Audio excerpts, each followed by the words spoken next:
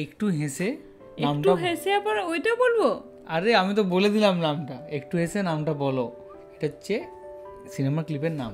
ও বাবা, আমি ভাবছি তুমি আমাকে একটু হাসিয়ে সালমান শাহের নামটা বলতে বলছে না, এমনি করে সালমান শাহের ভিডিওটা একটু হেসে। হ্যাঁ চলো দেখা যাক, চলো চলো দেখি, শুরু করি। কি একটু হেসে কি নামটা বলো।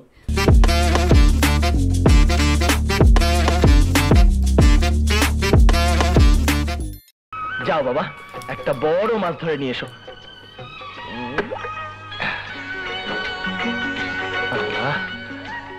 শ্রাবণ, বড্ড ক্ষুধা লেগেছে। কি বড্ড ক্ষুধা লেগেছে তো? আরে ক্ষুধা লাগলে কি করব? যা এনেছিলাম সবই মোটু আর ছোট খেয়ে ফেলেছে। এখন পেটে পাথর চাপা দিয়ে রাখ। পাথর? হ্যাঁ পাথর। চুপ, মাছ লাগবে বোধ হয়।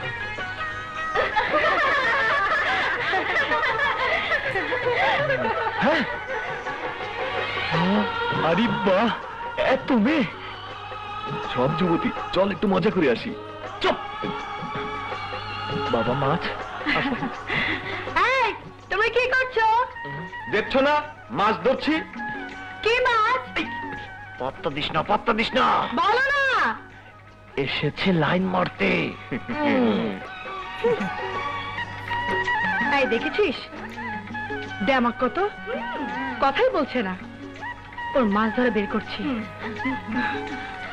তখনকার দিনে চুড়িদারগুলো কি সুন্দর ছিল। যাই বলিস, এটা কিন্তু খুব সুন্দর। ঠিক বলেছি।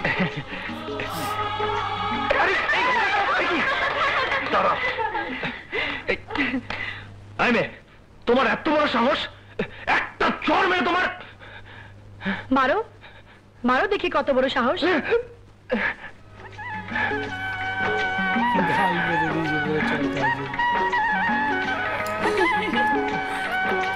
কে নায়িকাটার নাম? দেখতে হবে সেটা। চর মারতে এসেছে কাপুরুষ কোথাকার। কি কি? আমি কাপুরুষ? কাপুরুষ বলেছিস? বাবারি কাপুরুষ? তোমার এত বড় সাহস, একটা চর মেরে। চর মারবে? মারো মারো। চর মারতে এসেছে টমেটো। কি? আমি আমি তোমাকে? কি নাম তোমার? ও, তোমার নাম শাটাপ? না, তাহলে মিষ্টি করে বলো না তোমার নাম কি? আমার মনে হয় তোমার চেহারার মতো তোমার নামটাও মিষ্টি হবে। একটু হেসে নামটা বলো। বলবো না। কিন্তু আমার নাম শুনলে তোমরা সবাই অবাক হয়ে যাবে। কে তুমি? কি নাম তোমার? এই মোটু, নামটা বলে দে। উনি হচ্ছেন দেশের বিখ্যাত কণ্ঠশিল্পী শ্রাবণ। আমাদের একটা গান শুনান না। শুনান না প্লিজ।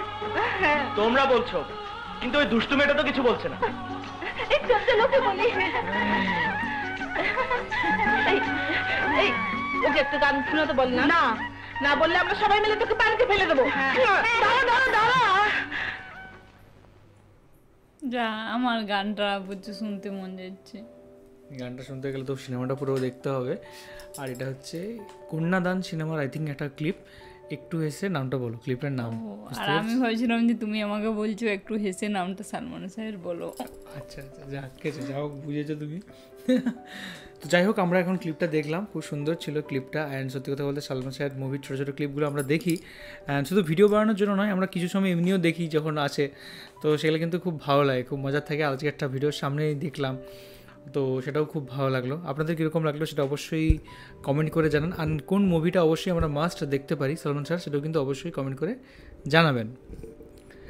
তুমি কিছু বলবে, কেমন লাগলো এটা? হ্যাঁ, আমার খুব ভালো লাগলো। আমরা অনেক দিন পরে সালমান শাহকে দেখলাম, আর সালমান শাহের এই যে মুভির ক্লিপটা, এটা প্রচণ্ড একটা হাসির, মাছ ধরতে যাওয়ার, তারপরে এই মেয়েটার সাথে পরিচয় হওয়া, এটা খুব সুন্দর লাগলো। আর মানে তখনকার দিনের যে সিনেমাগুলো সেগুলো অনেকটা বেশি অরিজিনাল দেখানো হতো। যেমন আমরা যেমন মাছ ধরতে গেলে একটা হাসি মজা হয় একটা ছেলে মেয়ের মধ্যে, যে সেই কথা, তারপর আস্তে আস্তে যে ভালোবাসাটা শুরু হওয়া, সেগুলো মানে মনে অনুভব করতে পারি। এটা দেখো আমি মনে অনুভব করতে পারলাম যে এটা একটা সুন্দর, মানে আস্তে আস্তে ওদের মধ্যে ভালোবাসা তৈরি হবে, সেটা ফিল করা যায়। আমার প্রচুর ভালো লেগেছে দেখে। আপনাদের কেমন লেগেছে অবশ্যই জানাবেন কমেন্ট করে।